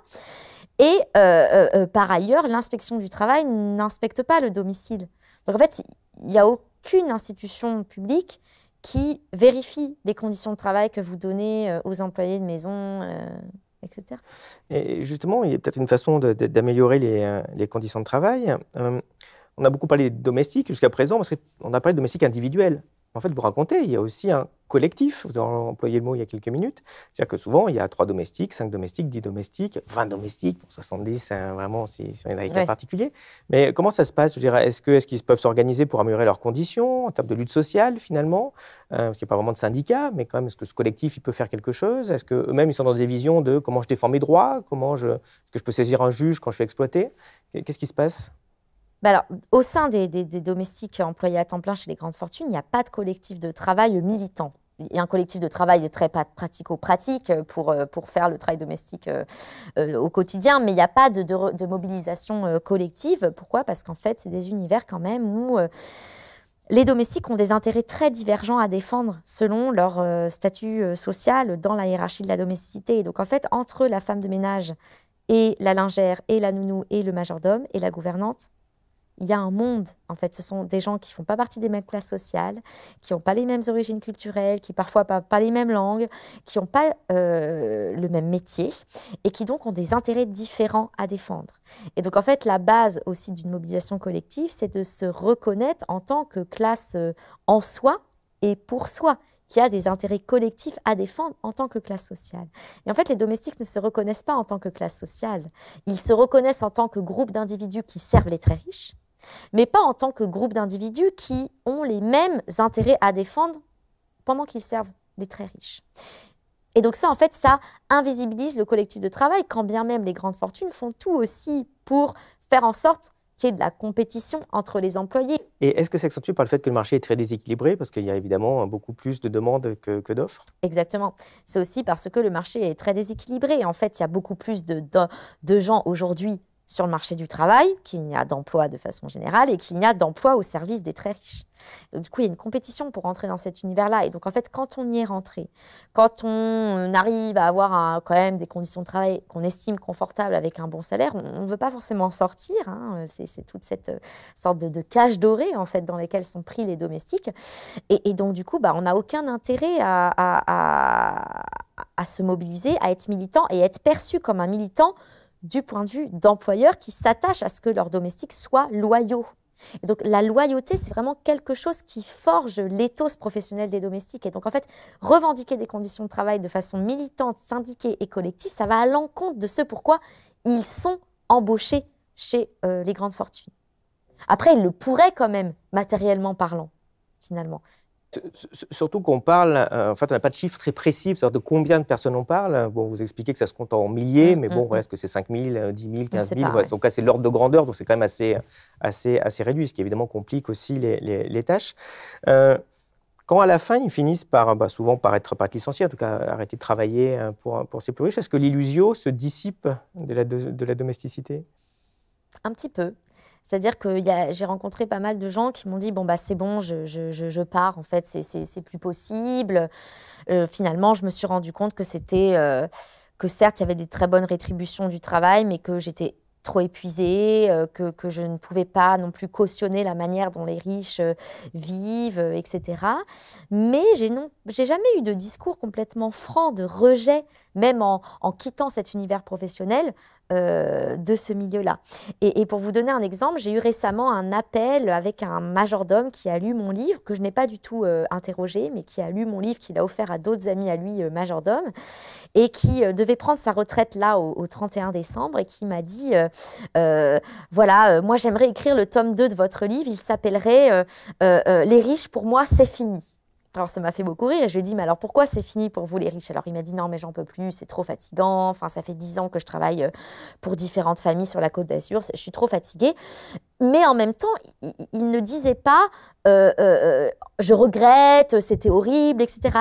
Il y a toujours quand même, l'illusion ne demeure peut-être pas, mais il y a toujours quand même cette ambivalence et le fait de dire, je ne regrette pas. Quand même, parce que j'ai appris beaucoup, parce que je me suis fait de l'argent quand même, parce que j'ai rencontré des gens, parce que j'ai rencontré un univers que j'aurais jamais pu voir de mes propres yeux sans être au service de ces classes-là, etc. Et vous, finalement, qu'est-ce que vous avez appris de cette expérience? Qu'est-ce que vous retenez de cette enquête? Plein de choses, tous les résultats que j'annonce dans le livre, mais ce que je retiens, c'est que finalement, cet univers-là n'est pas voué à disparaître. Je pense que, contrairement à ce qu'on peut penser, voilà, c'est pas la fin de la domesticité. C'est un univers qui a jamais disparu, qui va continuer à disparaître, et c'est un univers qui est aussi particulier qu'il soit. Hein, la domesticité des riches, des millionnaires, c'est une niche du marché du travail, mais ce qui est révélateur des inégalités sociales contemporaines. Parce que c'est toujours dans les sociétés où il y a les plus fortes inégalités sociales qu'il y a une recrudescence de la domesticité, que ce soit chez les très riches, mais aussi chez les classes moyennes, voire les classes les plus pauvres. Et qu'actuellement, on a une recrudescence des inégalités sociales en France. Tous les économistes en attestent. Hein, on a un renouveau des inégalités sociales depuis le début du XXIe siècle. Et comme par hasard, c'est à ce moment-là qu'on a un redéploiement des services domestiques. Pourquoi? Parce qu'en fait, on a toute une main-d'œuvre qui n'a pas d'emploi et qui donc va se convertir sur des secteurs d'emploi qui ne nécessitent pas de diplôme, qui ne nécessitent pas d'expérience particulière, qui sont les services domestiques. Et que par ailleurs, on a une fraction de la population qui est de plus en plus sollicitée au travail et qui va, du coup, ne plus avoir assez de temps pour se consacrer au travail dit reproductif, pour pouvoir mieux servir le capital d'une certaine manière. Et donc, on va avoir là toute une logique de délégation du travail reproductif des classes sociales qui travaillent pour le capital à des classes sociales qui, eux, vont prendre en charge le travail reproductif des autres. Donc, pour moi, la domesticité des riches, pour finir, c'est un miroir grossissant de tout ça. Oui, parce que c'est ce que j'allais dire, il y a quelque chose de très intéressant. En fait, vous concluez votre livre là-dessus, parce que on est frappé, c'est un livre très intéressant, on apprend plein de choses, on se pose plein de questions. Finalement, on arrive à la fin, on se dit un peu, quand même, ils abusent, les types, à se faire servir sans arrêt, l'autre, va, essuie-moi la bouche.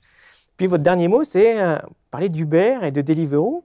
Puis vous dites, oui, mais attendez, c'est quelque chose aussi qui se développe, certes, à plus petite échelle, mais finalement, quand j'ai besoin d'un livreur Amazon, d'un livreur Deliveroo, alors que je pourrais aller acheter le livre ou acheter le disque, on rentre aussi un peu là-dedans, c'est quelque chose qui se développe, d'ailleurs, dans cette société qui devient de plus en plus enfermée dans son domus, dans sa maison.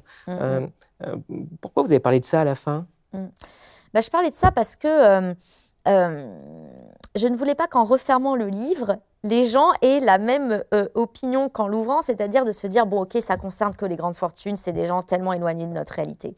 En fait, non, c'est pas si éloigné de notre réalité. C'est pour ça que j'ai pris des exemples qui, sans doute, peuvent beaucoup plus toucher le quotidien des gens, qui est celui de l'externalisation des services domestiques. Où l'externalisation est maximale, parce qu'en fait, contrairement à la femme de ménage à temps partiel que les classes moyennes ont chez eux, et ben là, on a affaire à des gens qui, déjà, ne sont pas en emploi direct avec les bénéficiaires de leurs services et qui, en plus, ne sont pas dans la maison pendant plusieurs minutes, plusieurs heures, des gens qui sont bénéficiaires de leurs services. Donc là, c'est une forme extrême d'externalisation du service domestique, mais qui, du coup, concerne les classes moyennes, mais aussi les classes populaires. Parce qu'en fait, on a aussi des classes populaires qui font appel aux chauffeurs Deliveroo. On a même des chauffeurs Deliveroo qui font eux aussi appel à d'autres chauffeurs Deliveroo. Hein. C'est la pauvreté exploite la pauvreté, on le dit tout le temps comme ça. Mais c'est assez paradoxal, si on se dit demain, tous se servis. Oui, mais si tout le monde est servi, mais qui sert si tous est servi, ça va devenir circulaire. On va tous être finalement des domestiques des autres. En fait, voilà, et pour moi, j'avais envie que le livre interroge sur ça. Parce qu'en fait, en bout de chaîne, il y a quand même des gens qui ne seront pas servis. Ou alors, qui vont se faire servir par des gens qui ne vont pas du tout être rémunérés. J'ai une collègue, Mélanie Jacquemin, qui a travaillé sur les petites nièces ivoiriennes qui sont en fait ramenées par des familles originaires de la Côte d'Ivoire et qui vivent en Île-de-France et qui en fait ramènent de Côte d'Ivoire des petites filles qu'ils exploitent en tant que petites bonnes pour s'occuper de leurs enfants de façon gratuite. Parce que ces personnes-là n'ont pas les moyens en fait d'avoir des nannies à temps plein pour leurs enfants et doivent par ailleurs travailler, s'intégrer dans le marché français, etc. Et donc, elles mettent à leur service des petites nièces ivoiriennes qu'elles exploitent gratuitement pour faire leur service domestique. Et donc, en fait, si on reste dans cette logique de délégation du service domestique avec un effet d'emboîtement de poupée russe, pour prendre cette image-là, et ben, au final, on aura toujours des gens qui vont être lésés, parce que si le pauvre veut déléguer ses tâches domestiques, il n'a pas les moyens en fait, de payer les gens à qui il délègue le service domestique. Et même les classes moyennes qui ont recours à des femmes de ménage, il faut bien insister sur le fait que c'est des emplois très dégradés. En fait, les femmes de ménage sont à peine font payer le SMIC, mais ne parviennent pas à finir leur fin de mois avec des salaires décents. Voilà, donc c'est un système qui ne tient pas. Eh bien, nous arrivons à la fin de cet entretien. Merci beaucoup. Je vais vous poser notre question traditionnelle. Qu'est-ce qui, selon vous, est connu de peu de personnes et qui mériterait d'être connu de tous ? Alors, il y a beaucoup de choses, mais pour sélectionner, j'ai pensé à un centre culturel qui s'appelle le 104, que peut-être certaines personnes connaissent, qui est dans le 19e arrondissement de Paris, et qui est vraiment un lieu d'effervescence culturelle où il y a énormément de spectacles, un open space en fait pour les personnes qui sont en création de pièces de théâtre, de pièces chorégraphiques, peuvent investir en fait librement. C'est un lieu gratuit et à mon sens, il faudrait qu'il y en ait dans tous les arrondissements parisiens parce que du coup, tous les Parisiens, même les gens qui habitent en banlieue investissent ce lieu-là et il devient très, très fourni. Il y a des expositions qui sont accessibles pour tous les âges. Et c'est aussi un des rares lieux où il y a une forme de mixité sociale et culturelle qui n'existe jamais, même dans les quartiers gentrifiés, où finalement on se rend compte que c'est quand même, malgré que ça soit gentrifié, c'est très peu mixte en fait socialement. Donc j'invite beaucoup de personnes à y aller. Voilà, il y a une très belle librairie par ailleurs là-bas.